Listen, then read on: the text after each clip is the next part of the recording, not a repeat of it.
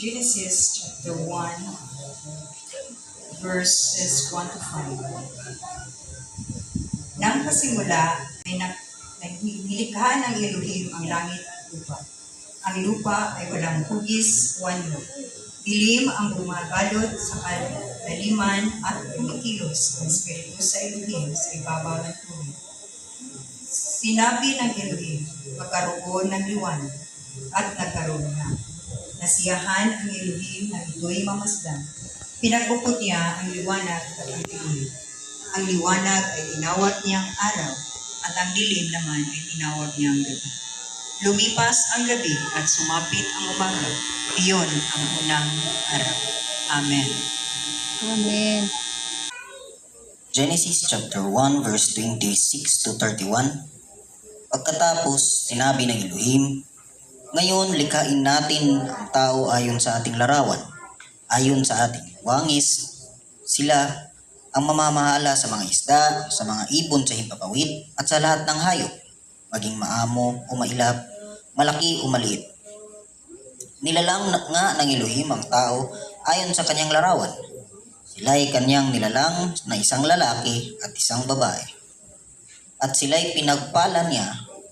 Sinabi niya, magpakarami kayo at punuin ninyo ang inyong mga anak, ang buong daigdig. At kayo ang mamahala nito. Binigyan ko kayo ng kapangyarihan sa mga isda sa tubig, sa mga ibon sa himpapawid, at sa lahat ng mga hayop na nasa ibabaw ng lupa. Ibinigay ko rin sa inyo ang lahat ng uri ng halamang makakabinhi at mga bungang kahoy bilang pagkain ninyo. Ang lahat ng halamang luntian ay binigay ko naman sa lahat ng hayop na nasa ibabaw ng lupa, sa lahat ng mga ibon. At ito ang mga nangyari. Pinagmasdan ng Elohim ang lahat ng kanyang ginawa at lubos siyang nasiyahan. Lumipas ang gabi at sumapit ang umaga. Yun ang ika-6 na araw. Amen. Genesis chapter 2 verse 1 to 4. Nilikha nga ng Elohim ang langit at ang lupa at ang lahat ng bagay na naroon. Tinapos niyang likhain ang lahat ng ito sa loob ng 6 na araw at siya'y nagpahinga sa ika-7 araw. Pinagpala niya ang ika-7 araw at itinuring itong banal sapagkat sa araw na ito siya'y nagpahinga matapos likhain ng lahat. Ganito ang pagkalikha sa langit at sa lupa nang likhain ni Yahweh Elohim ang lupa at ang lahat ng bagay sa langit. Amen. Genesis chapter 2, verse 5 to 17. Wala pang anumang halaman o pananim sa lupa sapagkat hindi pa nagpapaulan noon ang Yahweh Elohim at wala pa ring magsasaka. Ngunit mayroon ng bukal ng tubig na dumidilig sa kapatagan sa lupa. Pagkatapos ginawa ng Yahweh Elohim ang tao mula sa alabok. Hiningahan niya sa ilong at nagkaroon ito ng buhay. Gumawa ang Yahweh Elohim ng isang halamanan sa Eden, sa dakong silangan, at doon dinala ang taong kanyang nilalang. Pinatubo niya roon ang lahat ng uri ng punong kahoy, nagandahan, pagmasdan at masasarap na bunga. Sa gitna ng halamanan ay naroon ang punong kahoy na nagbibigay buhay, at gayon din ang punong kahoy na nagbibigay kaalaman tungkol sa mabuti at masama. Umagos noong mula sa Eden ang isang ilog na dumidilig sa halamanan. Pagkalabas doon, ito ay nahati sa 4 na sanga. Ang una na kung tawagin ay ilog Pison ay umaagos sa lupain ng Havila. Lantay ang ganito roon at marami ring didilyo at batong onosi. Ang ikalawang sanga na ilog na tinatawag ng Gihon ay umaagos sa lupain ng Ethiopia. Ilog Tigris naman ang tawag sa ikatlong tsanga at umaagos naman ito sa silangan ng Assyria. Ang ikaapat na sanga ng ilog, ang Euphrates, inilagay ng Yahweh Elohim ang tao sa halamanan ng Eden upang ito'y pagyamanin at pangalagaan. Sinabi niya sa tao, "Makakain mo ang alinmang bungang kahoy sa halamanan, maliban sa bunga ng punong kahoy na nagbibigay ng kaalaman tungkol sa mabuti at masama. Huwag na huwag mong kakainin ang bungang iyon, sapagkat sa araw na kinain mo iyon ay mamamatay ka." Amen. Amen. Exodus 33, 14, 17. Sasamahan ko kayo at bibigyan ko kayo ng kapayapaan. Sagot ni Yahweh. Sinabi ni Moises, "Kung hindi niyo kami sasamahan, huwag na po niyo kaming paalisin dito. Sapagkat kung hindi kayo sasama sa amin, paano malalaman ng lahat na kami po ay inyong kinalugdan? Kung sasama kayo sa amin, maliwanag na kami na iba sa lahat ng mga bansa. Sige, gagawin ko ang hiling mo, sapagkat ako'y nalulugod sa iyo at kilalang kilala kita," sabi ni Yahweh. Amen. Amen. Exodus chapter 34, verse 18 to 24. Ipagdiwang ninyo ang pista ng tinapay na walang pampalsa.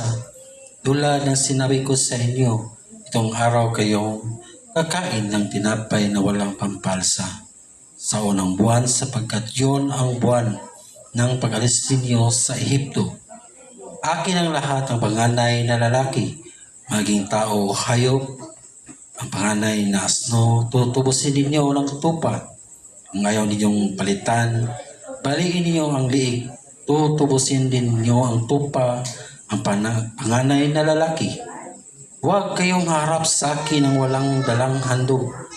6 na araw kayong nagtatrabaho, ngunit sa 7 araw kayo magpapahinga. Maging ito may panahon at pagbubungkal ng lupa at pag-ani. Ipagdiriwang ninyo ang pista ng Sandinggo, ang unang pag-ani ng trigo, gayon din ang pista ng mga tulda, tuwing matapos ang taon. 3 bisis isang taon, ang mga lalaking Israelita ay haharap sa Yahweh, ang Elohim ng Israel. Kapag napalayas ko na ang mga taong nadaratnan ninyo at lubusan na ninyong nasakop ang kanilang lupain, wala nang sasalakay sa inyo sa araw na kayong harap sa akin. Amen. Deuteronomy chapter 6 verse 4 to 9. Pakinggan mo, O Israel, si Yahweh na ating Elohim, ang tanging Yahweh. Ibigin mo si Yahweh na iyong Elohim ng buong puso, buong kaluluwa at buong lakas. Ang mga utos niya ay itanim ninyo sa inyong puso. Ituro ninyo ito sa inyong mga anak. Pag-aralan ninyo ito sa inyong tahanan, sa inyong paglalakbay, sa inyong pagtulog sa gabi at sa inyong pagbangon sa umaga. Ipulupot ninyo ito sa inyong mga kamay bilang tanda at itali sa inyong noo. Isulat sa mga hambak ng pintuan ng inyong bahay at mga trangkahan. Amen. Isaiah 58:13 ngadto sa 14. Sinabi pa ni Yahweh, "Inyong igagalang ang takdang araw ng pamamahinga. Huwag kayong gagawa para sa pansariling kapakanan sa araw na banal. Sa araw na ito mamamahinga kayo at huwag maglalakbay o gagawa o mag-uusap ng tungkol sa mga bagay na walang kabuluhan. At kung magkagayon, madarama ninyo ang kagalakan ng paglilingkod sa akin. Bibigyan ko kayo ng karangalan sa harap ng buong daigdig at tatamasahin ninyo ang kaligayahan habang nanirahan sa lupain na binigay ko na ninuno ninyong si Jacob. Mangyayari ito sapagkat akong si Yahweh ang nagsabi nito." Mark 2 verse 27 at 28. Sinabi rin ni Yahweh siya, "Dagdaang araw ng pamahinga para sa kabubuti ng tao, hindi nilikha ang tao para sa araw ng pamamahinga. Ang anak ng tao ay siyang Panginoon ng araw ng pamamahinga." Amen. Amen.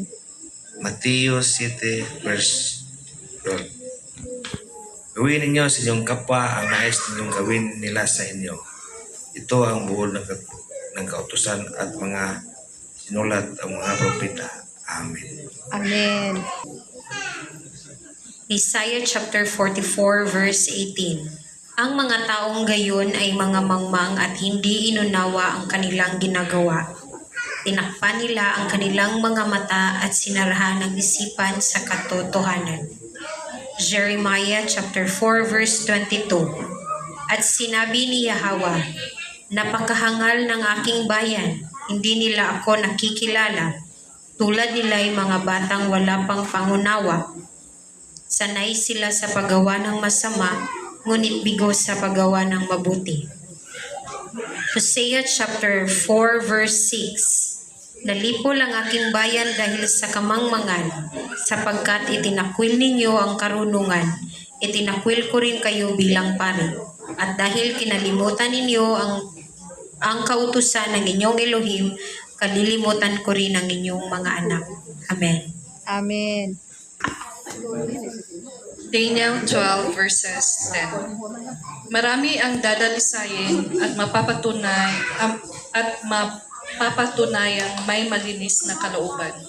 Ngunit magpakasama pa ang masasama at walang isa man sa kanila ang makakaunawa sa mga bagay na mauunawaan ng marunong. Amen. Amen. Hosea 14 verses 9. Unawain ng matalino ang mga bagay na ito at dapat mabatid ng mga marunong. Matuwid ang mga kaparaanan ni Yahweh at ang mabubuti doon lumalakad, ngunit nadarapa ang mga maswayin. Amen. Amen. Ezekiel chapter 20 verses 10 to 13. Inialis ko nga sila roon at dinala sa ilang. Doon, ibinigay ko sa kanila ang kautusan at mga tuntunin dapat nilang sundin upang sila'y mabuhay. Ibinigay ko rin sa kanila ang mga tuntunin para sa araw ng pamamahinga, para maalala nila na akong si Yahweh ang nagpapabanal sa kanila.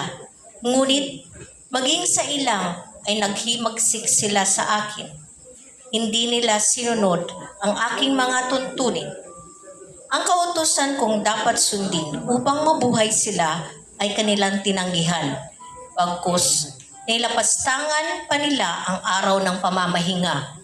At ibinalak ko na noong iparanas sa kanila ang matinding galit ko para malipol na sila. Ezekiel chapter 20 verses 19 to 20. Ako si Yahweh, ang kanilang Elohim.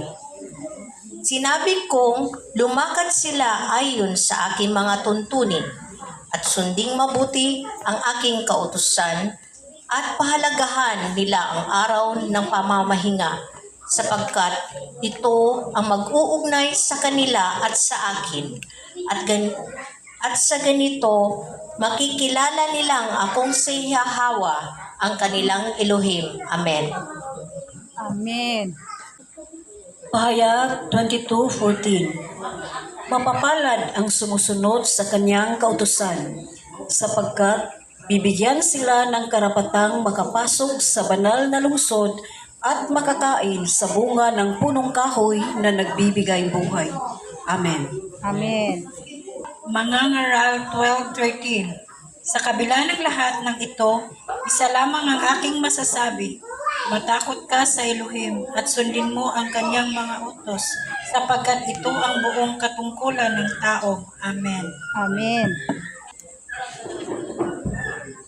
Kawikaan 19:16. Ang tumutupad sa kautusan ay nag-iingat ng kanyang buhay, at ang nagwawalang bahala sa utos ay tiyak na mamatay. Amen.